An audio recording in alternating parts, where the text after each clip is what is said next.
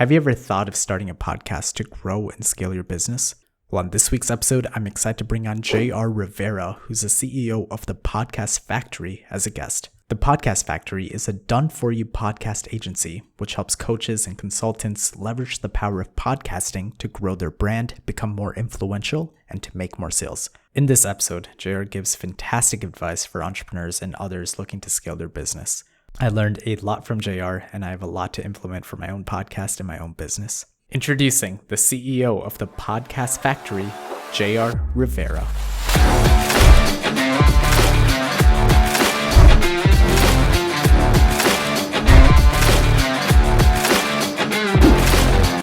Welcome to the BJ Kailash Show. On this week's episode, I'm excited to bring on JR Rivera as a guest. He's the CEO of the Podcast Factory. JR, welcome to the show. Brother, I'm so glad to be here. I'm excited that we have this moment right now to be together. And I hope that in our time together, we can enlighten our listeners, inspire them, help them to do something really awesome today. Hey, I love the energy. I love where your mind's at. That's exactly what we're going to do here. JR, could you talk a little bit about your background and how you got into the podcasting space? Man, you wouldn't believe this. I mean, we haven't discussed it off the air. I've been podcasting since before it was a thing. I did my first podcast in 2008, and it's still out there somewhere. Yikes. But it was entirely by accident. I was trying to diversify. I mean, we talk about investments on this show. I know that. And so I was a real estate investor. I got crushed, absolutely crushed in '08, lost everything, lost my house. Dad lost his house. And I didn't like that feeling. It was not fun.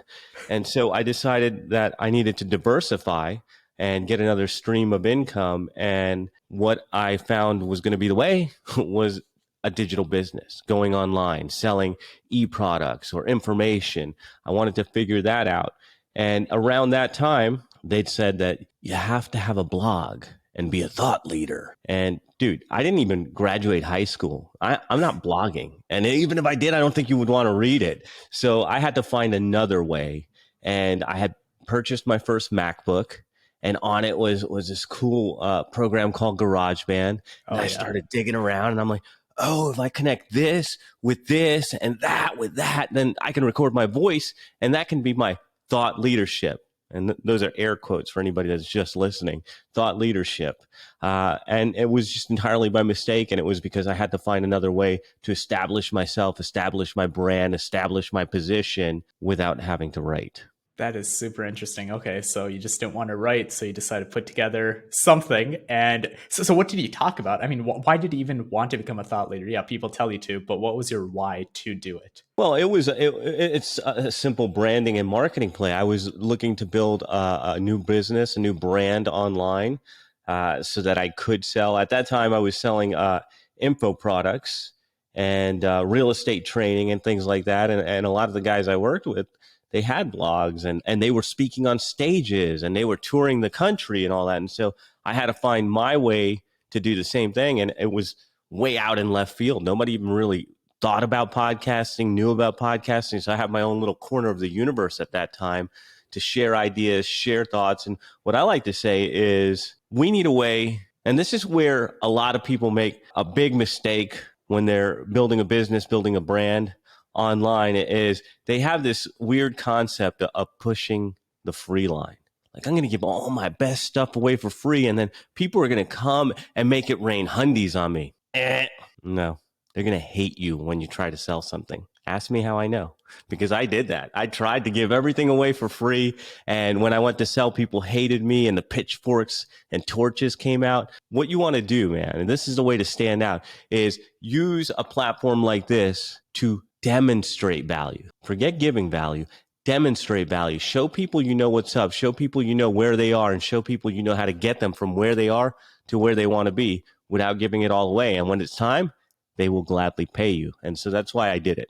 Okay, so that's really interesting. So don't give away free value, demonstrate value. And I mean, it goes against everything that I've learned. So tell me more about your experience with this, about not giving away too much and why people were mad at you for trying to sell. When in reality, selling is, hey, you're actually here to help them solve a problem. But in this instance, it didn't work out that way. So tell us more about that. I think that the internet and thought leadership's all screwed up. That's why I say thought leadership doesn't matter. All that matters is results leadership. In fact, I have a podcast called Results Leader because of that. And the idea is people are spoiled. People are entitled. People are big, fat, hoggish babies. If you keep putting out free information, you attract all the wrong people who just want to take and take and take. Those aren't the people that are going to pay you. Those aren't the people that you can help. Those people are terrible. They're horrible people. And if you keep giving free, giving all your best stuff away, what do you have to sell? What value can you show? You gave it away. There's nothing there. And so the idea here is to give people perspective. And the most successful people will pay for that. The people that appreciate you, the people with the deepest pockets, they appreciate a perspective shift. And then when you give them that perspective shift, you open up a can of worms like, oh, never thought about it that way. And now I have a new problem. Well, the new problem happens to be the one I solve and sell. You want to talk? That's the way it works. And if you do business that way, you're going to attract higher caliber clients. You are going to be able to solve better and better problems, and you're going to be appreciated for the work that you do. That's great. Could we walk through an example of that? I really want to get deeper into this. I think this is a really interesting concept. Sure. Let's see how I can break this down in a really simple example. All right, let's talk about real estate. Let's talk about my real estate business and how I rebuilt it using online marketing techniques. So I told you everything went down in 2008. I had to rebuild, and I was studying different things online like landing pages, email marketing, Google ads, all this good stuff. And so I took a totally different approach when I rebuilt our marketing at our apartments, in where go look at Craigslist, Zillow, whatever, what have you. And you're going to see the same ad, 2 bedrooms, 1 bath, so many square feet, washer and dryer hookups, right?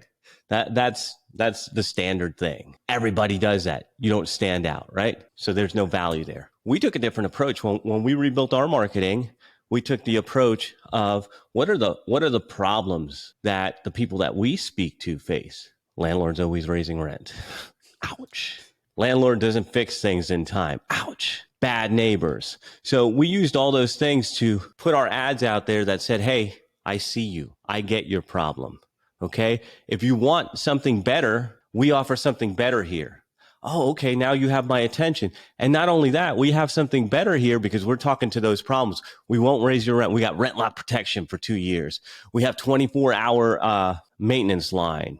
We have all these things that counter those, right? And so what's the new problem? Well, how do I get on with you? Not only that, how do I get on with you quickly? Well, here, sign up here, and we're going to give you a coupon to save you on rent. See, I told him, I saw him. I see where you're coming from. Now the new problem is, how do you hook up with me? Here's how you hook up with me, and here's how you save money using this coupon, and now we got to talk, right? So I'm setting them up on a trail of breadcrumbs, giving them the answer to their problem, giving them a new perspective, and then giving them a way to connect with me. Does that make sense? Oh, that definitely makes sense. I love that concrete real estate example. You basically identify the pain point and then you say, hey, I'm the only one that can solve this and this is the value it provides. So I really love that.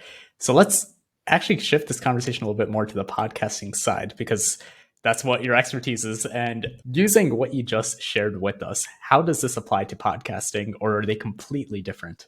I don't think any of this is different. I think that's where most people get distracted and start chasing rabbits and bright, shiny objects. Is we're identifying problems. We're highlighting the problem, the pain, the perspective. And it's actually our belief system here at the Podcast Factory. And we didn't invent this, but we certainly own it these days, where the way that we look at the structure is those men and women who are listening to us right now, they are the heroes of their story. They're the ones with the kid. They're the ones with the church that they want to donate to. They're the ones that with the family they need to support it, and the mortgage and all that stuff. They're the heroes. And us as the on-air talent, as the people that they're listening to, we're actually the guides. The hero's journey.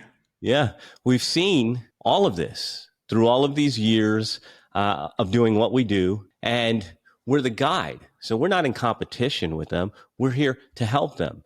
And then the way we look at the episodes are, like you said, hero's journey, little pieces of the roadmap to get to where they are. So in podcasting, the way we use this is a couple different ways. If we're trying to sell a product, then we're using those pieces of roadmap, the shows, to knock out objections and open up this prospective client to buying our product by knocking out objections, showing the roadmap, demonstrating our expertise so that they're convinced when they show up on our sales page to go ahead and buy because we've already done the sales. We don't need to do that anymore. And another way we do it is in business development. Business development, like my Results Leader podcast, part of my business development strategy. We call it the client cartel system. And we're bringing people in who I think would make absolutely perfect clients for us.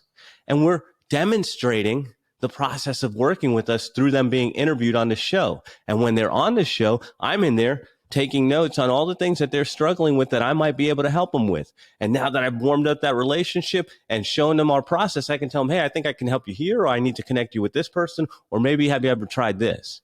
And so it breaks down like anything else. Find the problem, find the pain, demonstrate some value, and then, hey, hit them up. It's time. Make a choice. JR, thank you so much for sharing that. Could we walk through an example of an information product, for example? Let's say, I have a podcast. I have a course that teaches people how to invest in the stock market using options to retire early. What could I do, for example, to basically generate sales through a method like podcasting? Well, what are you doing now? What am I doing right now? It's posting on Instagram Reels and just creating content and teaching people. What's the content about? See, I think that's the biggest problem because it's not at all related to the course whatsoever. Hello. There so we go. That's the problem already. Yeah. How about trying to sell your course? How about that idea? That's pretty simple, right?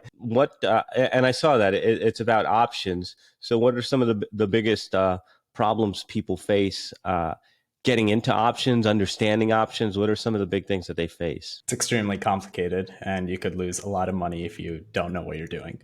Okay, so there's two shows right there, right? Options Simplified, and that's how you show mastery, demonstrate mastery of the subject. Here's a simple way to do it, because the only way you can make it simple is if you understand it. If you don't, you're just going to make it more complicated.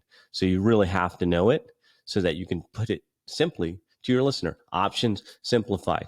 How not to lose a lot of money in options, episode number 2, boom, right? And then I have a course for this. You open up whatever you're opening up, one main idea, 3 supporting ideas, change their perspective, and then send them to your course, or send them to an email list first and then to a course. I prefer selling from email than the show. I like to do what we call big ask, little ask. So for me, big ask, little ask on my show would be like, hey, book a time to talk to me about your podcast, right? If you're ready to start a podcast. Oh, you're not ready? Well, go download my 6 biggest mistakes people make when starting a podcast. Big ass, little ass, to keep that listener in momentum. But the problem that I already know you have, I'll pick this thing apart, is you're not thinking of this thing holistically. My podcast is over here. My email list is over there. My product is over there.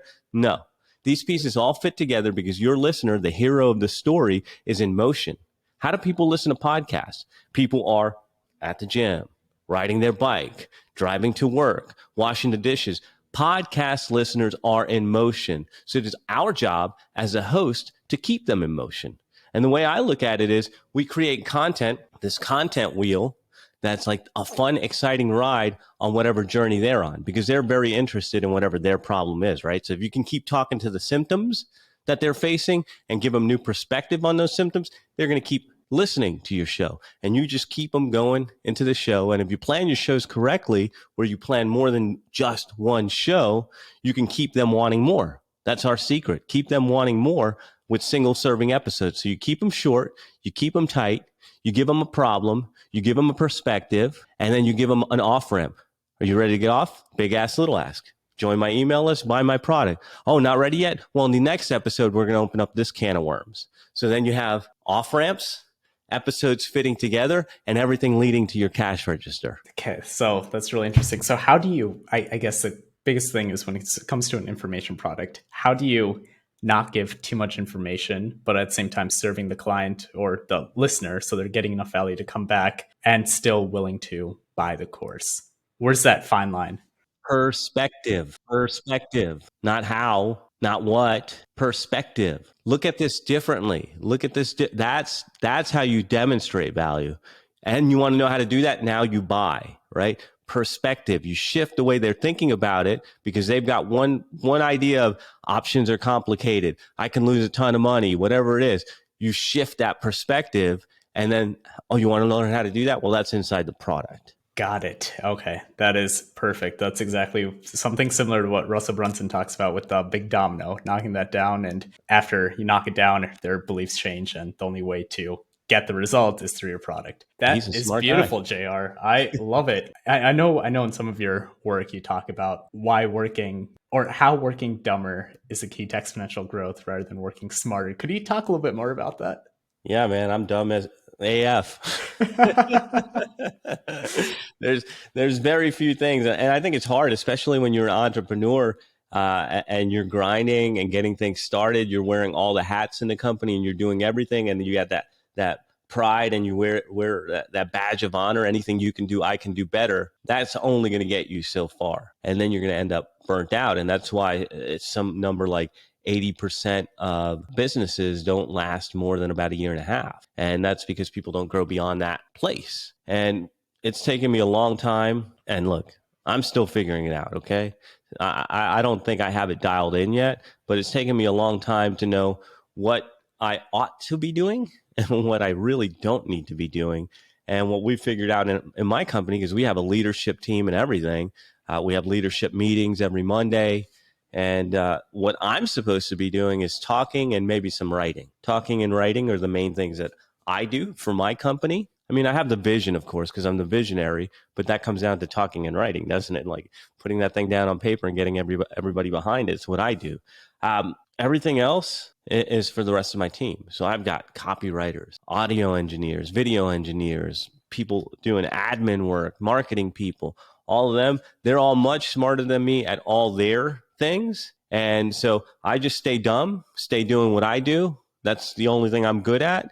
And I let those people who are smarter than me do what they do and get much better results. I love it. You're smart about delegating, know where your core competencies are, and basically delegating everything else so then you could all grow as a team. I think that's a very smart way to do it. So let's say you don't have a team. What's kind of the best way to start offloading things? Especially, let's say you're an entrepreneur just getting started, very little funding, you don't have a co-founder. What can you do to delegate, or do you just have to grind it out and do a little bit of everything until you have enough capital to start delegating? You're going to have to start looking at how you spend your time. And this is something that I think most people would be ashamed to do. And look, I know because I did it and I did it for years. And in fact, I've been in business for a while.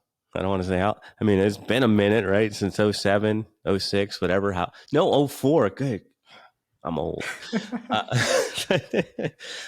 I've been at it a minute, and one of the things that was so hard, especially when I started the digital side of things, was how I used my time. And this is, I mean, you're going to have to figure out how you're using your time, where you're using your time, and if you're being effective. And so the first recommendation I would make is to start tracking your time in 15-minute increments. And that's going to be hard because when you have to write down, hey, I was looking at YouTube, or hey, I was just answering emails, or hey, I was scrolling IG, you're going to feel ashamed. And you ought to.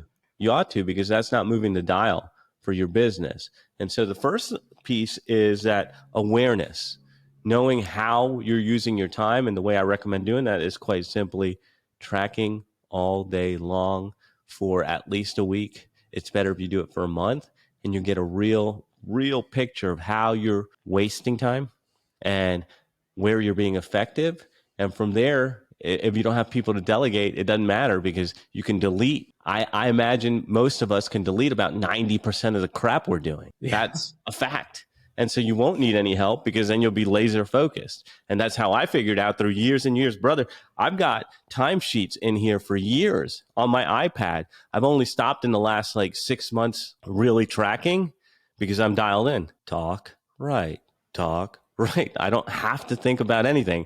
And eventually talk and write might come down to, I might be talking less, right? I might not need to talk over here, but I need to talk over there on a stage, or I might not, it just, can keep slicing that down till you're the most effective. But the first piece is awareness, and then getting rid of all the crap that's not moving the dial. That would be the place that I would recommend. I think that is probably one of the best pieces of advice ever. Time management, knowing exactly where almost each minute goes at 15-minute blocks. Great piece of advice. I want to shift the conversation just a little bit. I know some of your other work, you talk about the law of borrowed belief. What is that? It's what I built my whole life on. Look, dude, I, uh, I told you I didn't graduate high school, and if you would have asked any of my teachers, they would have said I wouldn't amount to anything. And if I kept acting the way I was acting, they would have been right. But fortunately, God had another plan for me. But the thing is, it's lonely sometimes to be an entrepreneur. It's hard to be doing this all by yourself. And what makes it infinitely harder is the environment, right? Because most of us went to school with people, we have friends, we have family. And even though they mean well, they don't want you to get hurt. These people hold you back, right, with their limiting beliefs, and they pour that on you. Oh, you shouldn't do that. You can't do that. Who do you think you are, kind of stuff. And we all grow up. I think most of us grow up. I know I did. And you have to start looking to get around better people. And I didn't always believe in myself. I told you I went through that crash in '08, and I was dejected. I was hurting. I was empty. It was embarrassing. I was ashamed about everything that I did wrong. And the only thing I had going for me was my beautiful wife. I call her Cupcake. Big brown eyes, man. Looking at me, always believing in me. I'm like, how? This girl's smart. She went to college. She's a good woman. How did she believe in me? And it didn't matter. She did. She believed in me when I was rebuilding the real estate business. She believed in me when I was building the digital side of things. And I had to borrow her belief. Say, well, man, if she sees something in me, maybe there's something there. Maybe she's right. I don't know. And this goes on over and over again where you're in a mastermind, investing in masterminds, getting around groups with people who are doing bigger things than you, mentorship, coaching. These people are going to see things in you that maybe you don't see in yourself. And you have to borrow their belief and use that as fuel until finally that becomes yours. And that's how you're going to break through every single barrier that you ever come into. Is you're not going to do it by yourself. I mean, maybe you are. Maybe some people are gifted. I just am not that gifted.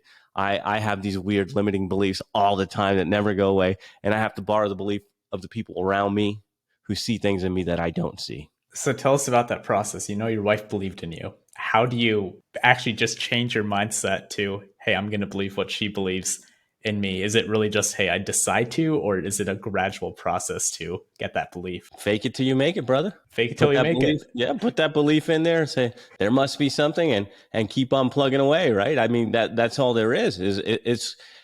I mean, if we're going to get spiritual on this, it's called faith. That's what it's called. Like, I don't see God right here, but I believe his hand is on all the work. He works through me and with me. Faith. And so that's a thing where if you don't have that, that's another thing we can talk about, is learning to get in touch with faith. But you cannot have a business and not have faith. I mean, it's rough out there, bro. Yeah. It's rough. You got to have faith. You got to have some optimism. You got to have a bigger calling. And so I think that it's a thing that even though you can't see it, you have to believe it first before you see it. That's really interesting, right? Especially in entrepreneurship. So many people are against you. I mean, statistically, it's not going to work out. If you don't believe in your own self, your own product, no, it's not going to work out, right?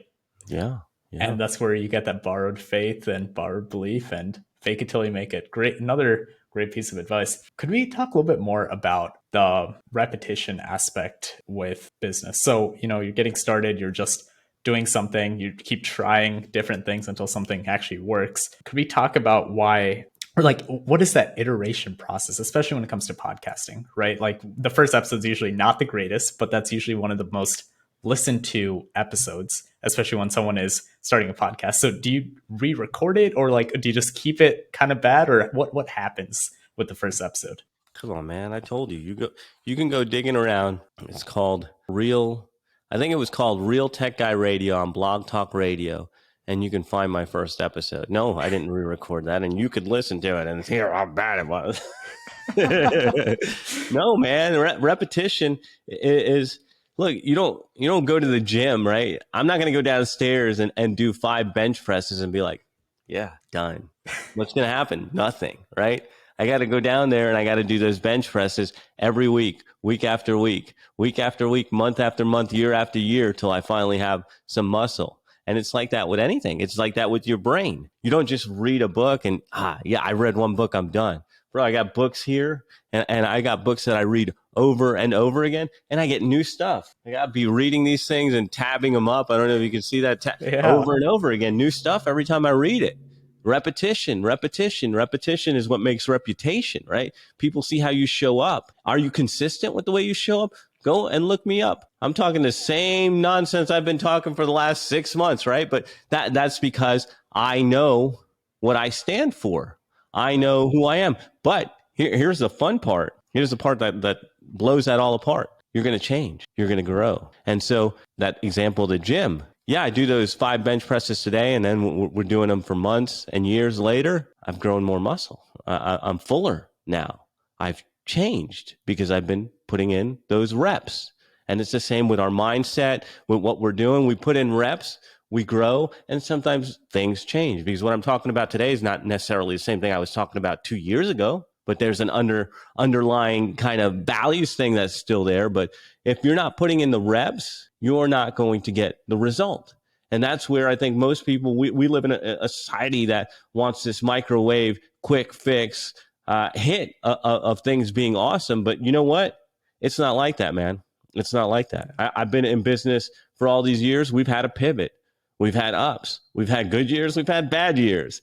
You got to keep putting in your reps. You got to keep showing up, and you got to keep a vision on what matters to you.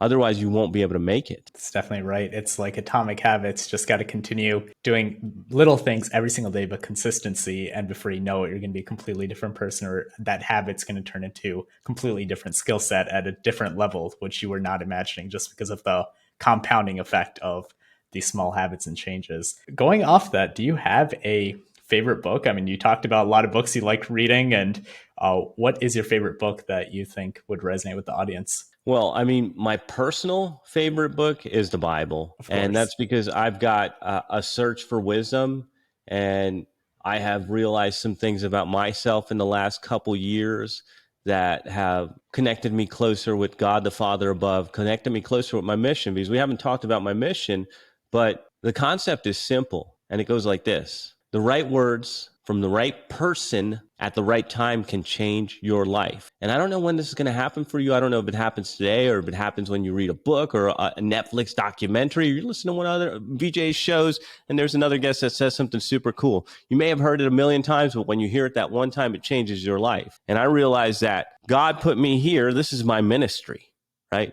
This is where I'm supposed to be. And I didn't know that. It took a lot of searching, a lot of ups and downs, but that's what I do for a living. I connect words to people, and those words to the people can change their perspective, change their lives. It can help them buy options and not totally bomb and fail and make them complicated and make a bunch of money, right? We can change lives with new perspective shifts. And so for me, my favorite book that I'm digging into more and more is the Bible. Now, if you want like a business or Jocko Willing, what is Jocko? Oh, man, I can't remember his. Man, I read it so many times. I got the other one here. I've got this one here, which is the one I'm reading now, Leadership Strategies and Tactics, but Extreme Ownership. Oh, yeah. Oh, yeah. Because I haven't read it this year. I read it like 8 times 2 years ago, and I was obsessed with it. And now I've kind of backed off of it. But Extreme Ownership, what I like about it is the idea of that we are in control of ourselves. We are in control of what we do. And we need to own that in every way. And everybody in our team needs to own that. We're all working on a mission, and we all have autonomy to get to that mission, even if we change things around. But it's up to us to make it happen. Beautiful recommendations. I really do like that. I've read Extreme Ownership once, definitely needs a revisit. So thank you for that. Do you have another piece of advice for the audience? You've been giving us so many gold nuggets and wisdom throughout this entire episode, so I really do appreciate it.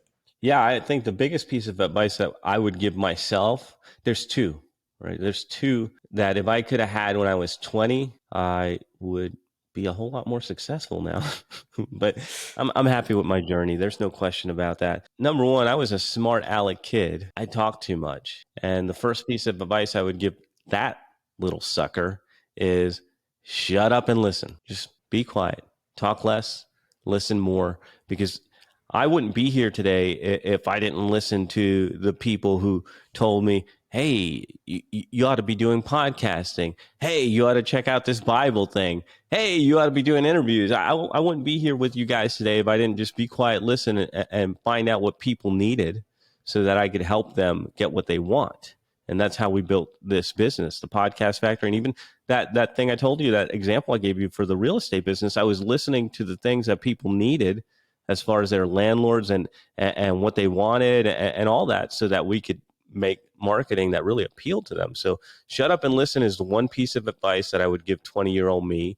And then the other one is get around better people. I mean, Jim Rohn says that you are the average of the 5 people you spend the most time with. And a lot of us are spending time with our college drinking buddies or high school friends, people that are going nowhere. And it's fine. They're satisfied. They're content. That's great. But if you're listening to this show right now, I have a feeling you want more. I have a feeling that there is more out there for you. And so even if you're stuck in a small town with the same old people, doesn't mean you can't listen to VJ's show, listen to other podcasts, read biographies, and get around better thinking so that you can improve who you are and eventually get in better rooms around better people so you can improve your thinking and what you're capable of doing and make the impact you were meant to make in this world. I think that's really interesting because the moment you said get around better people, first person that came to my mind is Jim Rohn. So I love the fact that you brought that up, but it's also not just the fact that you are, if it's not a positive experience, it's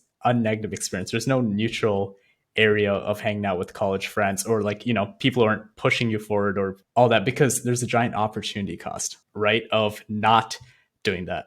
And so it's very important that, if you're not around positive, uplifting people, that you don't just hang around people that don't really make you feel one way or the other, because that's a big opportunity cost for you to surround yourself with more positive people. So great piece of advice there. JR, could you talk a little bit more about your business and who a great potential client could be to contact you and possibly work with you and your company? That's very generous of you. And I have 2 things that I want to say to our listeners is, we just talked about getting around better people, getting around better thinking. Like you said, people who are going to uplift you, people who are going to challenge you, not accept the status quo version of you. If you want more of those people in your life, I got them in spades, baby. I got them. Thepodcastfactory.com. Go to the client showcase, and we have people that will blow your mind. Different kinds of thinking, different perspective shifts, different talents. Check them out, thepodcastfactory.com. I think at the time that we're recording this, there's at least 80 or 90 shows on there that you can choose from to get the message that you're looking for. So that's number one. Get uplifted, get around the right people. They're hanging out over there. The other part is, if you've got a mission, if you've got a message and you're doing good things and you need more people to hear about it, you want to connect more people to your mission, man, that's my gift, is building a bridge from your mission to the perfect listener so that you guys can connect and you can change each other's lives. And if that's you and you're running a business and you have success and you want to take it to that next level, thepodcastfactory.com, scroll around, look for the book a call, and we can talk about it. Whether I can help you or not, I know I can guide you in the right direction. That's wonderful. I'll definitely link all this in the show notes. JR, thank you so much for your time. I learned a lot. This was a great experience. Really do appreciate you coming on the show and sharing all your wisdom with all of us. I'm so stoked that you invited me, brother, and I hope that we've enlightened some of our friends to make an impact and do something different today. Absolutely. Hey, it's VJ. If you liked this video, you are going to love this video. Make sure you click it, leave questions in the comments, and I'm here to help however I can. Hope you have a great day.